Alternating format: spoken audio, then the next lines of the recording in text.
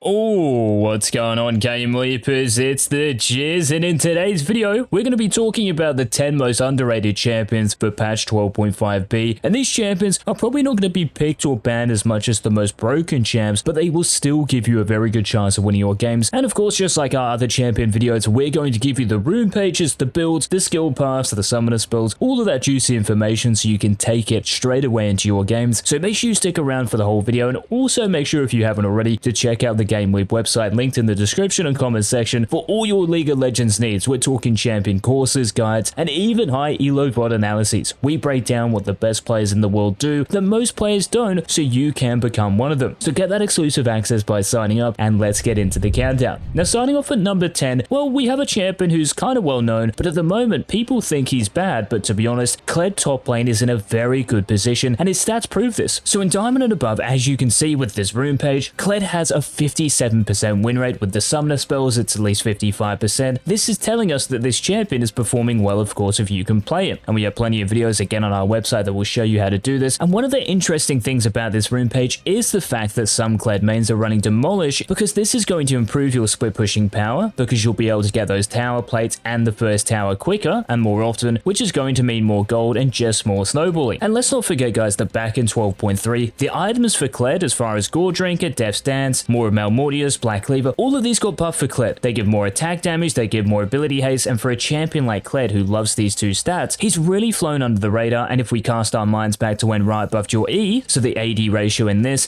benefits also from the item changes a few patches back. So Kled starts off the countdown at number 10. Now, beating him to number 9 is another champion who is well known in the role we're going to recommend, and this is Galio in the mid lane. But to be honest, Galio is just so underplayed. For a champion with an ultimate that is kind of global, he can really abuse this meta because of the teleport change that happened at the start of the season. Because you can't TP to anything but towers, for any champion like Twisted Fate, like Ryze, this is why you see them picked in pro play so much. Galio is kind of the same with his hero's entrance, because he can get directly to a fight that's happening in the bot lane, in the rivers, or even in the top lane. But just make sure in your games that you're running Predator as your keystone, because that's what we're about. Killing the enemy mid laner, we're probably not going to be able to solo bowler them, so what we do need is the movement speed from Predator to gap close to them to set up kills for our jungler, and also Predator becomes really useful when you are roaming around the map and getting to those fights. So Galio fills the number 9 position, but ahead of Galio, this might be a little surprising to some people, this is Viego in the top lane. And you can see the stats on your screen now, these are taken from high elo. And perhaps the main reason why Viego is better now in the top lane, I'm not saying he's Giga OP, but he's definitely playable and underrated, is because of the Blade of the Rune King buff and also the Death's Dance, Black Cleaver buffs that happened in 12.3, throwing more Malmortius in there as well. So you've got so many more bruiser options now to play in the top lane, and because Viego is one of the strongest duelers in the game, because his Q, it gives you 2 attacks, you have the attack speed from the E, you have your ultimate, which can save you or get your kills. But just make sure, as far as your rune page goes, you are taking bone plating and unflinching, because against most matchups in the top lane, you will just automatically lose trades against some of the strong bruisers in the game if you don't have the BP, so make sure you have this in your runes. Now, ahead of Viego, coming in at number 7, is a top laner, but we're going to play this champion in the jungle, and this is Mordekaiser. And in lower elos, the funny thing, Mordekaiser is actually one of the best junglers in terms of win rates, and I guess the reason for this is because lots of people in lower elos don't really know how to jungle. So if you're playing Mordekaiser, who is a scaling champion, you can hit level 6, you can hit your Riftmaker, you can hit your Demonic Embrace spikes for pretty much free. Also, these items for Mordekaiser, Riftmaker, the trading is better ever since Riot changed it last season. Demonic Embrace, because it's converting the HP from Riftmaker and Demonic into AP because of the new passive that they introduced in the preseason as well. You have Rylai's, which is 2600 gold, that's 400 gold cheaper because of the buffs. So everything is looking really spicy for Mord in the jungle, but please run Ghost and Smite. I know this page recommends Flash, but Ghost gives you the movement speed you kind of desperately need, because you can get kited very easily, especially in this meta where there are lots of champions with lots of movement. So we need the Ghost so we can stick to them and in turn deal our damage. So Mordekaiser in the jungle is number 7. But beating Mordekaiser to the number 6 position on our underrated champions countdown for 12.5b, this is Rumble in the top lane. And what I love about this setup, you can see, is the fact that some Rumble players in high elo are running First Strike as their keystone, and I love it because it's kind of like the Victor tech where you run First Strike because melee champions can't really do anything about it. It's just free damage, it's just free gold. And for Rumble, because you have lots of burst damage from your Flame Spitter, from your Electro Harpoon, if you can land both of these, Rumble is a very dangerous champion, especially in the early to mid game. And thanks to the armor buff a few patches ago that increased your base armor by 5, this means that for Rumble in the top lane, not just the enemy champions, but also minion aggro, these are going to deal less damage to you, and Rumble for the most part loves the top lane because he loves champions who are close range, champions who he can make contact with. This is when he can pop off. So Rumble in the top lane with Flash and Ignite comes in at number 6. Now starting off the top 5, we've got to have some special champions here because we have already had some pretty broken ones, and coming in at number 5, we have Nocturne. And I'm not talking about Nocturne in the jungle, I'm talking about Noct in the top lane. So Nocturne with lethal tempo, because this is giving melee champions attack speed and then range and max stack, and for Nocturne it should be easy to get to max stacks because look at what we're going to build. Blade of the Rune King into mobility boots into Kraken Slayer. This is real, I'm not making this up, and you can see from around 20-30 games in Diamond and above, this has a 75% win rate, which is very respectable. And you can see that once you get Wit's End or Death's Dance or GA or Titanic Hydra or Serylda's Grudge, whatever item you want to build, depends on the game and the enemy champions, the win rates are very impressive indeed. And because of the Q-AD ratio buff a few patches ago, Nocturne is a lot more viable in the top lane, especially when you rush Blade of the Rune King, because this is giving you extra on-hit damage now. So be on the lookout. If you see a Nocturne in Champ Select, it might well be going to the top lane. But a champion is probably even more surprising than Nocturne in the top lane is coming in at number 4 in this video, and this is Shyvana in the mid lane. Who would have guessed this? And just like Rumble, we want to be running First Strike because by maxing our E first, it's a very poke-based playstyle. So landing one Flame Breath can do a lot of damage, and if we can then use our ultimate or maybe gap close to the enemy champion, we're going to deal more damage because of First Strike and obviously get more gold. This allows us to scale into a game because we don't really come online until 1 or 2 items. So these being Night Harvester, Sorcerer's Shoes, and Shadow Flame. But by this point, if you can get there, you will deal the most damage, I guarantee it. Like in any game, especially in lower levels of play, because people are just going to run into you and they don't understand how much damage your Dragon's Descent does, your Flame Breath does in both forms. It's a very underrated and unknown setup, so make sure you guys give it a try before it becomes more played. But ahead of Shyvana coming in at number 3, and we got a couple of questions asked about this champion because Qiyana in the top lane featured in the tier list a couple of days ago. So the technology behind this, the rune page is pretty much exactly the same as the mid lane. So nothing is really new here. And as far as your summoner spells go, well, because top lane now, because the teleport change, it's a lot more of an island, it's more based on the 1v1. We want Ignite, we want 2 combat spells, we don't want TP in there. And because you are Qiyana, you should have the movement speed and the roaming potential to get around the map without it. And if we go further down to your skill path and your core items, everything looks the same, right? Like you're starting W because it gives you more damage, but you're maxing Q and then W. Like it all looks the same, right? But the key to playing Qiyana in the top lane is just the layout and environment of the top lane. There are 3 brushes in very close proximity of one another, which gives you a lot of time to bait the enemy champion and also use the green terrain for your terror shape so you can get your brush Q going. And because you have great mobility, it's also pretty hard to gank a Qiyana. Like unless she's right under your tower, it's actually very hard to punish her for a mispositioning. So watch out for top lane Qiyana in 12.5b. It's definitely one of the most exciting picks going around at the moment. But is it as exciting as number 2 on this countdown? So we're going to stay in the top lane here. And I know there are lots of top laners on this video, but these setups aren't going to be around for ages. If they happen to reside in the top lane, that's just how it is. And the runner-up to the number 1 most underrated champion in 12.5b, this is Zac in the top lane. And we're running Conqueror because we need the damage, we need the healing once we get to max stacks, and it should be pretty easy to get to max stacks because you're Zac, you'll be kind of naturally tanky. It should be easy in these extended fights to max this out. And then we also want to be taking Revitalize. This is probably the other important point because we want our healing when we pick up our blobs to be insane. That's what this champion is about, lane sustain. Now as far as what you're maxing first, it's actually the same as jungle Zac, so we're going E into W into Q, but as far as your items go, there might be a few little differences here. So we want to be going Sunfire Aegis in the top lane because this is for the dueling potential. Frostfire and Ken Tank, they don't help us in the 1v1 as much, so we have to go Sunfire. But cooldown boots are still there, same as the jungle, and then we want to be going Demonic Embrace because the HP we're getting from Sunfire Aegis and the mythic passive and Demonic Embrace is getting transferred into AP. You will deal a lot of damage and hit hard, and then after this we can consider going Anathema's Chains, Spirit Visage, Thornmail. It depends on what the enemy team composition is, but Zac in the top lane is a criminally underplayed, underrated champion, and to be honest, you could definitely put the Lava Lamp at number 1 and I would not have any issues. But the number 1 underrated champions, guys, for 12.5b, I am sure you've all heard of this by now. This is AP Kai'Sa. Whether you're playing her in the mid lane or as an AD carry, but just an AP version, she works wonders in both roles. And you can see these stats. This is from Korean High Elo, where people actually know how to play Kai'Sa in this setup. Look how successful this is. Now your rune page is exactly the same as AD Kai'Sa, but what does change here is your summoner spells. So we want to be running Exhaust in every game, because before you actually get to your 2 to 3 item spike, you are very very weak. So we want exhaust to be able to survive the early game. Once you hit the late game, you can assassinate and beat anyone in the 1v1 because of that summoner spell. Now, as far as what you're maxing first, you're still maxing your Q because in the early game, your W isn't really going to do anything once again until 2 to 3 items deep. And because of this is why we get a Mana Mune first and then Luden's Tempest, because that allows us to evolve our Q first. But make sure you don't buy any other AD item after your Mana Mune, like even one longsword or a serrated dirk, nothing. Because once you get Mirror Mana, the mana from Luden's Tempest you get, this will convert into AD, and that's when you can evolve your Q, so that's very important to understand. But just make sure, guys, to play at range and play for the mid to late game around those team fights and objectives, because that's when your W will just wreak havoc. And remember, if you do land this, the evolved version, it's going to refund some of the cooldown, and you can throw these out like every 4 or 5 seconds, and you will 3-shot enemy swishy champions. So AP Kai'Sa is the #1 underrated champion for 12.5B. Let me know in the comments your thoughts on any of the champions we mentioned, even the runes, the builds. Maybe you guys have some unknown tech that you'd love to share with us. I'd love to hear your thoughts in the comments. And until tomorrow's daily season 12 upload, this has been the Jizz. Peace.